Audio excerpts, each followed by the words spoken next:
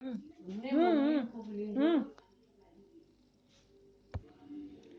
morning, students. Today I am going to explain lesson 6 My Childhood. मेरा बचपन. ये आप लोगों की बुक बीहाइव का 6th लेसन है. My child hood.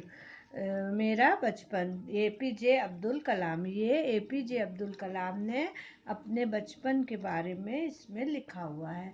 तो देखिए, पहले हम पढ़ते हैं बिफोर यू रीड. तो बिफोर यू रीड में can you think of any scientist who have also been statesman. क्या आप ऐसे वैज्ञानिकों के विषय में जानते हैं जो राजनेता भी रह चुके हो? APJ Abdul Kalam whose projects in space defence and nuclear technology guided India into the 21st century became our 11th president in 2002. APJ Abdul Kalam, जिनकी अंतरिक्ष रक्षा एवं परमाणु तकनीकी परियोजनाओं ने भारत को 21वीं सदी में पहुंचाया, 2002 में भारत के 11वें राष्ट्रपति बने. In his autobiography wings of fire he speaks of his childhood. अपनी आत्मकथा विंग्स ऑफ फायर में उन्होंने अपने बचपन के विषय में बात की है. तो ये जो स्टोरी है ये उनकी एपीजे अब्दुल कलाम की ऑटोबायोग्राफी में विंग्स ऑफ फायर में जो बचपन की बातें हैं उसके बारे में उन्होंने इसमें लिखा है. तो ये यहाँ से हम स्टार्ट कर रहे हैं. आप लोग अपनी बुक खोल लीजिए. ये एपीजे अब्दुल कलाम के बचपन की कहानियाँ हैं. तो एपीजे अब्दुल कलाम कह रहे हैं कि I was born into a middle class Tamil family in the island town of Rameswaram in the erstwhile Madras state. मैं एक मध्यम वर्गीय परिवार में रामेश्वरम नगर में पैदा हुआ जो भूतपूर्व मद्रास राज्य में था. My father Zainuddin had neither much formal education nor much wealth. Despite these disadvantages, he possessed great innate wisdom and a true generosity of spirit. मेरे पिता जैनुलुद्दीन थे. उन्हें ना तो ज़्यादा औपचारिक शिक्षा मिली थी और ना ही ज़्यादा संपत्ति मिली थी. इन विपरीत परिस्थितियों के बावजूद उनके पास अत्यंत आंतरिक बुद्धि और आत्मिक उदारता थी. He had a ideal helpmate in my mother, Asi Amma. I do not recall the exact number of pupils she fed every day, but I am quite certain that far more outsiders are with us than all the members of our own family put together. मेरी माँ आशी अम्मा उनकी आदर्श सहायक थी. मुझे यह तो ठीक ठाक याद नहीं आ रहा है कि मेरी माँ प्रतिदिन कितने लोगों को खाना खिलाती थी, किंतु मुझे यह तो पक्का है कि हमारे साथ बाहरी खाने वालों की संख्या हमारे अपने परिवार की संख्या से ज़्यादा ही रहती थी. तो एपीजे अब्दुल कलाम अपने बारे में बता रहे हैं, अपने बचपन के बारे में. तो उनके पिता जैनुलुद्दीन थे और माँ जो है वो आशी अम्मा थी. सेकेंड पैरा यहाँ से है.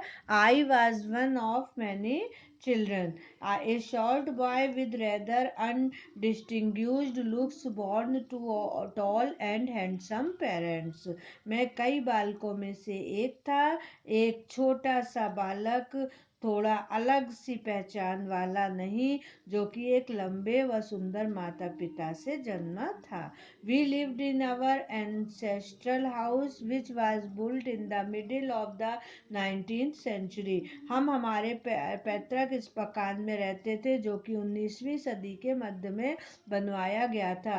It was a fairly large पक्का house made of limestone and brick on the Mask Street in Rameshwaram. वह रामेश्वरम में मस्जिद सड़क पर ईंट चूने का अच्छा बड़ा पक्का घर था. My austere father used to avoid all essential comforts and luxurious. मेरे पिता सीधे साधे नैतिक जीवन बिताने वाले पिता थे. वे जो है वो अनावश्यक आरामदेह व वस्तुओं विलासतापूर्ण चीज़ों को नहीं यूज़ करते थे। However, all necessities were provided for in terms of food, medicine, or clothes. In fact, I would say mine was a very secure childhood, both materially and emotionally.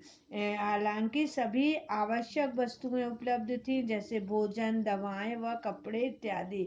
वास्तव में मैं कहूँगा कि मेरा एक बहुत सुरक्षित बाल्यकाल था, दोनों तरह से, भौतिक से और वह भावनाओं से। अब third The Second World War broke out in 1939 when I was 8 years old. द्वितीय विश्व युद्ध 1939 में हुआ जब मैं 8 साल का था। For reason I have never been able to understand a sudden demand for tamarind seed erupted in the market.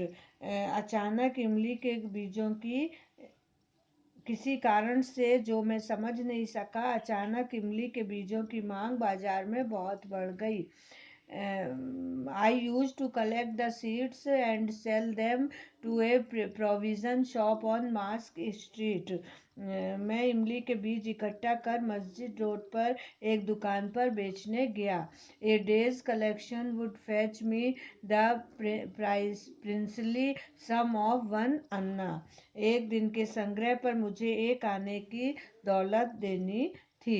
My brother-in-law Jalaluddin would tell me stories about the war which I would later attempt to trace in the headlines in the Dina Mani.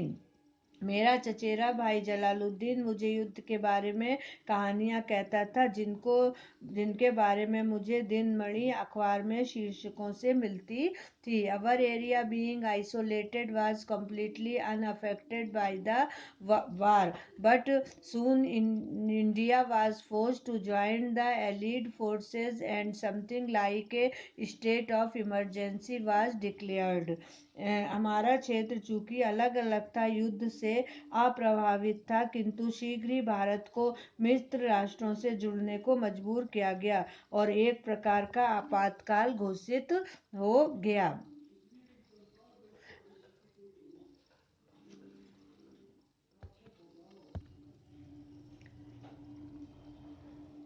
The first casualty came in the form of the suspension of the train halt at Rameshwaram station. पहली घटना Rameswaram station पर train के रुकने को बंद करने के रूप में आई। The newspaper now had to be bundled and thrown out from the moving train on the Rameshwaram road between Rameshwaram and Dhanushkodi. समाचार पत्र अब बंडलों के रूप में रामेश्वरम रोड पर रामेश्वर व धनुषकोडी के बीच में फेंकना पड़ा। That forced my cousin Shamsuddin, who distributed newspaper in Rameshwaram, to look for a helping hand to catch the bundled, and as it naturally I filled the slot. इसने मेरे चचेरे भाई शमसुद्दीन को, जो रामेश्वरम में समाचार पत्र बांटता था, को किसी व्यक्ति की सहायता लेने को मजबूर किया जो बंडलों को उठाए, और जैसे स्वाभाविक रूप से मैंने यह रिक्ति को पूरा किया। Shamsuddin helped me earn my first wages. Half a century later, I can still feel the surge of pride in earning my own money for the first time. Shamsuddin ने मेरी पहली कमाई की शुरुआत करने में मेरी सहायता की। 50 साल बाद मैं अभी भी पहली बार अपनी खुद के पैसे की कमाई के गौरव को महसूस करता हूँ। तो इस तरह से यहाँ पे इन्होंने APJ अब्दुल कलाम ने अपनी बचपन की कहानी लिखी है। Thank you.